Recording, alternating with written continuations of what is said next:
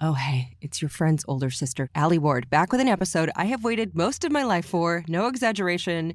When I first came up with ologies as a concept, it was partly just to trick an expert into talking to me about cicadas. Okay, let's get to cicadology. Cicada in Latin means tree cricket, but your Appalachian friends may call them jar flies, I just found out. I have only seen a cicada in the wild maybe 3 times in my life, and each time I crowded around it and gasped and took pictures like an American at the Eiffel Tower. I have never even seen a periodical cicada, the ones that emerge in the trillions every 13 or 17 years in the US. So this year, we're getting ahead of their emergence. And this ologist, who is the authority on periodical cicadas, he hails from North Dakota. He's written multiple bug books and authored scores of papers on insects. He is the cicada guy. So he typically appears in the news. Sometimes maybe you've seen him in all khaki field gear and a tan sun hat, and he has a gentle silver beard with kind of a tidy upturned mustache, like a friendly smile. And we hopped on a call to record, and I just screwed it up so bad, like immediately. I dropped off the connection and I could not log back in, and there were all these tech hiccups. So I texted our wonderful assistant scheduler, Noelle Dilworth. I said, hey, I sent him a new link, but he hasn't shown up, and I hope he's not mad. And then I got the reply, I am not distressed. And I had texted him that instead of Noelle. So between wanting to do this episode for 17 years and then talking to the world expert in it and texting him about him, my level of body sweat was clinically dangerous. But regardless, we figured it out.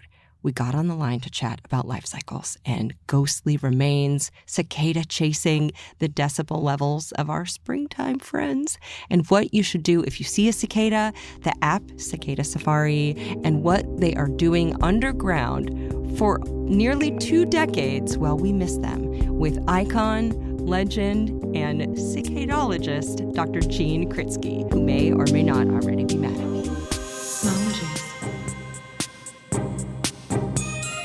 Smologies. Ologies? Smologies? Smologies. Smologies. Oh my God. Are you mad at me? Why would I be mad? I don't know. I felt so bad. I was like, oh no, maybe he just left forever. I was mortified when I realized that went to you, but secret's out. I'm a human being. That's all right. So am I. All right, down to business. I'm Gene Kritsky, and I use he, him. And now, can you tell me a little bit about what we can expect this year from the cicada population in the United States? We'll start seeing our first sign of cicadas in late April. After a big, heavy rain, some of the cicadas, especially if the soil is a very heavy clay soil, they'll actually extend their tunnels above ground. They're called chimneys or turrets, very similar to what crayfish will sometimes do. Newsflash to me that crawdads, aka crayfish, emerge sometimes out of tall, lumpy turrets they build. And also, I Googled cicada tunnels, and one image taken under a deck looked like a coral reef, or like big tall stacks of dirty poker chips, or like the tallest birthday cake ever, out of which a beautiful ghoul pops up to say, Happy 17 Years Day, surprise! But that's the first sign that we'll see. That'll be usually that's in late April. They come out of the soil when the soil temperature reaches 64 degrees Fahrenheit. And then very specific. Well, these are cicadas. You know, they got things to do. They got to come out in 17 years. They got to keep track of numbers and what have you. Once you hit that temperature for 64 degrees Fahrenheit, and then you have a really nice soaking rain that just sort of saturates everything, then they really pop. I mean, it's amazing. The highest density I've ever seen was 356 per square yard. Wow. And that was over the course of about a 2-week period they came up. But the first evening, they come up by the hundreds and thousands. If they were as much larger, you could probably have a really good sci-fi movie. Well, what's the difference between a periodical cicada that might come out every 17 years or 13 years and annual cicadas? They belong to different genera, but if you want to look at if you look at them, you'll find that the annual cicadas, some are called dog day cicadas because they come on the dog days of summer. They're much larger. Their head is more flat. Their eyes are black, sometimes green. Many of them are black with brown markings or black with green markings. They look more camouflaged. And as I say, they're about a half inch to an inch larger than the periodicals. So the annual ones come out in the heat of summer every year, and although they are more chunk, you won't see their camouflaged bods as readily, and you will not witness anything near the numbers of the periodical cicadas. The annual ones are just all in all more low-key. Is that part of their evolutionary strategy, is just a ton of them at once? How does that work? Well, it works well for them. It's called predator satiation is what we think is happening. They come out in these large numbers. Some of the birds are major predators of them, but their little crops can't hold many more cicadas. And the analogy I like to use is imagine walking outside and all of a sudden you see the whole world is inundated with flying Hershey's Kisses. I'm fond of Hershey's Kisses. And you would tend to eat and eat and eat and eat and eat some of these. But eventually you will get tired of them. In 1991, when Brood 14 emerged, I saw this dog the first day they were coming out, snapping at him all over in the yard, just going at him. 5 days later, I go back to see how the emergence is going on at some of my test sites. And that dog is just lying on the porch, paws folded, and cicadas walking all around him. Does not care. Over it. I'm over these things. So periodical cicadas are in the genus Magicicada, and they make a splash. They are smaller than the annual cicadas, but they have such style in the form of blood red eyes. And there's billions, maybe trillions of them. In fact, their genus looks like magic cicada, but magi actually comes from the Latin for many, not from the word magic. But there are over a dozen 17-year broods and a small handful of 13-year broods. And I'm going to link on my website to a U.S. map to see which broods might be in your area. Now, elsewhere in the world, you can always gaze at an annual cicada if you have them. You can tell you love it if you can find it. But if you have periodicals in your area, they're hard to miss because they blanket everything. And, this is one thing I think that still mystifies us. But can you describe a little bit of the life cycle? What are they doing that whole time? Let's start when the adults emerge from the ground. But what will happen, as I mentioned, the soil will be 64 degrees Fahrenheit, nice soaking rain, and that causes the nymphaean cicadas to come out of the ground. They start wandering around trying to find a vertical surface to crawl up, because our whole purpose now is to shed their nymphal skin and transform to the adult. I've seen them crawl up trees, brick walls, fence walls, tombstones, blades of grass, whatever. Going up. They climb up that surface and they lock their little legs into the tree trunk. Let's say it's a tree.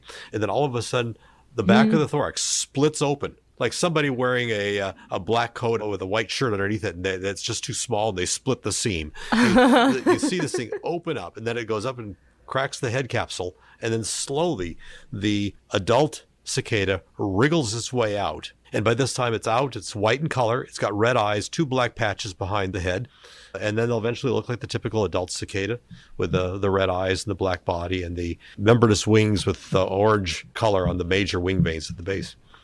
And then the thing it wants to do now is basically climb to the tops of the trees. And then they start flying, and that's when you'll see the birds really attuned to them.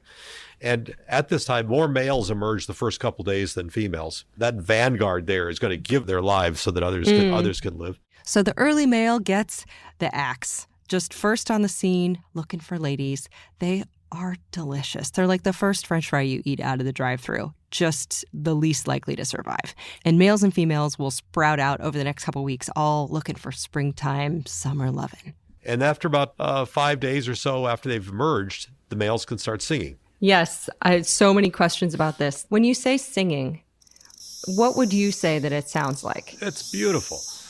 Yeah, I love it. I think it sounds kind of otherworldly to me, just this really kind of high-pitched buzzing. Yeah, it's very much so. There are 3 species. Their calls are different for the 3 species. The large one, septendecim, has a sort of like barrel.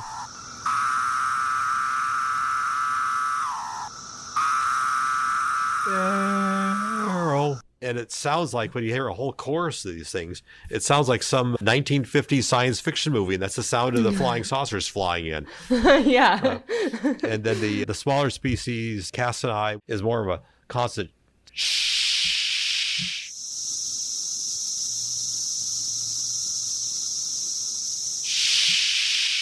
sound. And it doesn't all stay constant in sound and levels. It'll get louder and then drop off, louder and drop off. The highest I've measured is 96 decibels. Ooh, my gosh. That's about as loud as like a rock band playing, right? As a rock band, I've never been more like your old uncle. But yes, different calls like the ones on the wonderful, incredible website Cicada Mania, run by Dan Mosguy, hit different decibel levels. And some are said to approach 120 decibels, which I looked it up, and that is a volume of an ambulance siren. So, man bugs, screaming for love. Mount St. Joe is on the flight path to Cincinnati International Airport, and the cicadas will drown out the jets. Wow. So how are they making that loud of a sound?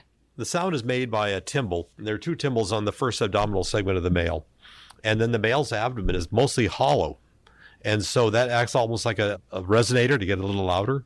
Think of the belly of a stringed instrument. So there's a reason a violin or acoustic guitar is hollow. And you put 10, 20,000 of these in one tree, it's going to add up.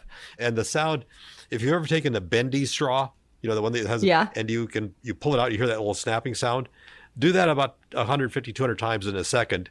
And that's your call for that male, amplified with the abdomen being hollow, and then multiply that by 20,000 and you might have a good example of a chorus. Yeah. Oh my gosh. Oh. And also, apparently, if you are hosting a boy cicada on your hand and you want to prompt it to perform, try snapping your fingers at it. It will mistake the sound for a lady and then try to impress you by screaming. And now, what happens when she is gravid or preggers? What happens? Well, then she's got to find a place to lay her eggs. Okay. And she will lay her eggs in the new growth of trees. And she has a structure called an ovipositor, which is a structure at the tip of her abdomen, which she pulls out of a slit at the tip of her abdomen. And then literally it has a central rod, and on each side are two structures that are serrated, and they move opposite each other and literally cut into the wood. Wow. And it turns out they are also, like we see with the pneumotid wasps that lay their eggs in their bark and so on, also reinforced with metals. And these metals are increased along the side of the serrations. So they're armored cicadas. Oh, wow. Oh, that's amazing. I'm just going to restate that for all of us. So cicada ladies' ovipositors are serrated like knives and reinforced with metal, also like a knife. She'll lay between 10 to 20 eggs in each little egg nester. It's about 1/4 of an inch long, walk another 1/4 inch down, puncture the tree twig again, lay more eggs and so on. And she keeps doing that until she either runs out of a branch, then she has to fly to another one, and eventually runs out of eggs. But they still have quite a trek to make, right? They do. After she lays her eggs, they die. And both the male is dead and the female then drops dead, and that's it. And it takes 6 to 8 weeks after the eggs were laid that they'll start hatching. And that's usually the end of July, 1st of August. If you're at the right time, in the right place, when the eggs are hatching and the nymphs crawl out of the egg nest and the sun is the right angle, you can actually see these things drop like little flecks to the ground. Ooh. And that's when they're extremely vulnerable. Spiders, ants, ground beetles go after these things like crazy. So as soon as they hit the ground, they got to find a crack in the soil that's usually along a blade of grass, and they get underground immediately as fast as they can. So yes, eggs are laid in slits in tree twigs, and then they emerge, and once on the ground, they start looking for 13 or 17-year real estate. And so they feed on grass roots for the first few weeks, and then by New Year's Day, they're 10 to 12 inches below the surface, latched onto a tree root, sucking. And I know it because on New Year's Day, I went out and dug up cicadas. Really? So they've already latched on there. So do they spend those cold winters just sucking up sugars from the tree roots? Well, yes, but they're feeding on the xylem tissue.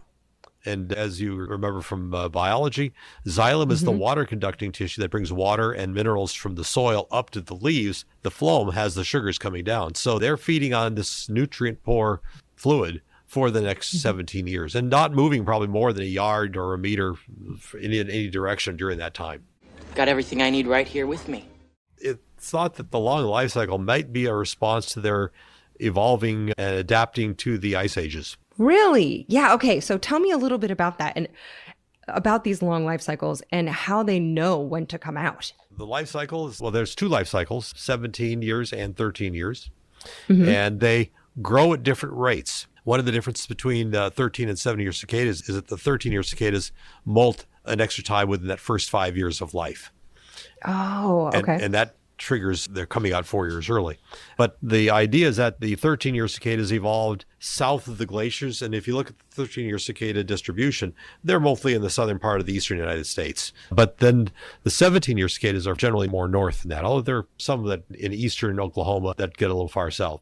So Gene explained that cicadas are creatures of climate, evolving and separating into different species and broods and groups relatively recently in the last ice ages, adapting to ice sheets and going further south, and then advancing north again when they receded. And the 13 and 17-year periodical cicadas separated over the last 300,000 years, which geologically speaking, is pretty recently, and then further split into the 3 13-year broods and 12 17-year broods. Can I ask you questions from listeners? Certainly. But before we do, a quick note about sponsors of the show. Because of them, we can toss a cicada load of money at a worthy cause each week. And this week, Dr. Kritsky requested it to go to Mount St. Joseph's University in Cincinnati School of Behavioral and Natural Sciences. And Gene says you can designate it for cicada research. Our VP will be shocked. So let's do that. Now, if you feel like tossing a few bucks that way, there's going to be a link in the show notes.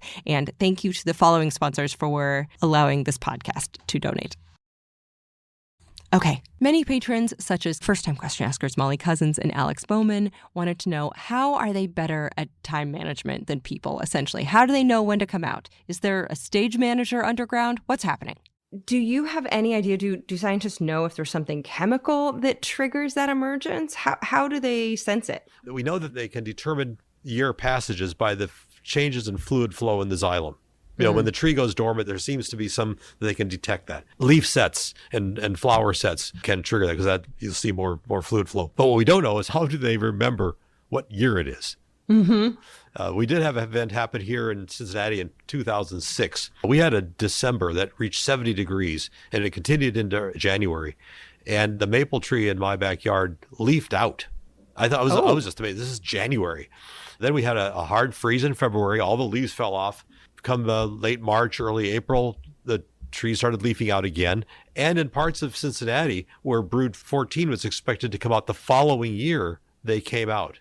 So for those cicadas, they thought 17 years had passed, even though they had 2 leaf sets that occurred in 1 year. For more on how leaves come and go, by the way, check out the phenology episode. Also, heads up to Hannah Noost. I'm about to pronounce your name wrong, and I am sorry. And so this dovetails into a question from several listeners. First-time question asker David Ordenoff, first-timer Hunter Elliott, Hannah Nuest, and Earl of Graymilkin all wanted to know, in Earl's words, not to be depressing, but to be depressing. How is climate change affecting cicadas? And Hunter wanted to know, could their hibernation cycles be altered because of it? That's one of the things that we're looking into, and it seems possible. As I mentioned, they are climate insects, if you will. They emerge when the soil temperature reaches 64 degrees Fahrenheit. And prior to 1950, the average for Cincinnati was May 28th, 29th. Okay. Since 1950, and in the last few years, they're now coming around between the 13th and the 16th of May. Ooh. So spring is now 2 weeks warmer than we were back in the first half of the 20th century. What that could do, for example, if you had continuous, like what happened in 2006 and 2007, if you had a year event happen where there was like trees that seemed to the cicada, if a 2-year things had passed, they might molt in that first 5 years, which would trigger a 4-year early acceleration of emerging off cycle. And that's actually happened. In 1991, my students in my ecology and evolution classes know that we would go out to the orchard at the university and we'd dig up cicada nymphs. To sort of drive home the scientific method, I gave this wonderful paper written by Monty Lloyd and Joanne White. It talked about the difference between 13-year cicadas and 17-year cicadas. And it said what stage of growth they should be at each year. And I said, okay, what stage should they be at? And then we got shovels and went out and dug up cicadas. And the cicadas were bigger than they should have been. So what that meant to me was they're going to come out 4 years early. And they came out. Oh, and man. Massive numbers. It was mind-boggling. What's going to happen to that one? Is it going to get off cycle now, or is it going to step in line with the rest? Well, that's what we wanted to know. So, of course, working with cicadas, that's the problem. This is the year 2000. Yeah. So I went back in 2013. My wife and I went to the study site, and they started coming out. They were coming out. We found shells all over the place. We went out there, and even hundreds of them came out. We'd go back the next day, we couldn't find a single adult cicada. Those cicadas did not survive predation to reproduce in 2013. Wow. Wait 4 more years. Now, you remember, this is now 17 years later. So this last early emergence happened in 2017, and adult cicadas who were just little baby eggs in that early 2000 emergence mated all around Cincinnati, and their babies were on time 17 years later, and not in one backyard, but at 33 different locations recorded. So what happens to all these early bird cicadas? Things are out of sync. What we've seen now is the origin of a new population of brood 6. Oh, wow. Patron David Ordenoff asks, are we looking at dwindling populations? So what kind of head count are we talking? It's interesting. In 1919, headlines and newspapers around the country talked about brood 10s emerging. It's probably on its way out. There's concern about it's going extinct. As crazy as that sounds, it's happened. Brood 11, which emerged in massive numbers in 1699, just outside of Boston, went extinct in 1954. Wow. Here in Ohio, in northwest Ohio, several counties that reported cicadas in the late 19th century, early 20th century no longer have cicadas. So one of the things I'm hoping that we do with people helping us with the Cicada Safari app is to really give us a good picture. What's the status of brood 10? And so now people can download Cicada Safari, and they take a picture and let you know where they took it, like geotagged it. Yeah, we want to do 2 things. We want to help people have more enjoyment with the cicadas. So after you've downloaded the app and it's free, we encourage people to go on their own Cicada Safari, and if they see one, they take a photograph and submit it. I've got a group of colleagues who are volunteering and working to help us identify and examine every photograph. U.S. ologites, do your thing. Cicada Safari app. I know that there's so much that you love about them, but is there something that is your favorite thing about cicadas? Oh, wow. I know. There is something about when they first start coming out, I will go out with my tripod, my iPhone, flashlight, and I'll set this thing up and I'll sit there for hours photographing a cicada as it goes. I've got probably 20,000 pictures of this now, but it never gets old.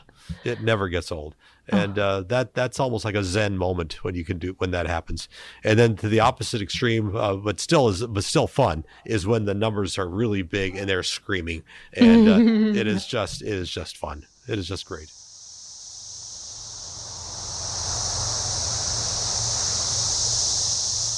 So ask world-renowned experts basic questions, even if you have to wait 17 years to do so and you screw it up for the first couple minutes. At the link in the show notes, you will find the app Cicada Safari, and you can help Gene's lab track these suckers. You can learn more about cicadas from Dan Mosguy's website, Cicada Mania, which is wonderful, and he has an Instagram, instagram.com/cicadamania. Highly recommend following them. And I am Alie Ward on Twitter and Instagram with just one L, and the show is at Ologies on Twitter and Instagram. Also linked is alieward.com/Smologies, which has dozens more kid-safe and shorter episodes that you can blaze through. And thank you, Mercedes Maitland of Maitland Audio, for editing those. And since we like to keep things small around here, the rest of the credits are in the show notes. And if you stick around until the end of the episode, you know that I give you a piece of advice. And this piece of advice is that if you love bugs and you love taking pictures of them, you might want to ask a grown-up, maybe for your next birthday, for like a little macro lens that you can clip on to a phone or an iPad. You can take up-close pictures of bugs. Even the smallest patch of dirt becomes fascinating with that. But you can also just get up close with any kind of camera and check out and see what's under leaves, what's on the underside of a branch. There's so many bugs hanging out everywhere, and you'd be surprised. You can go on a bug safari with the smallest little patch of lawn. So enjoy. I love doing that. I'll sit in the garden. I'll just be like, who's out here? Boom. I got 10 new friends in a second. All right. Bye-bye. Smologies.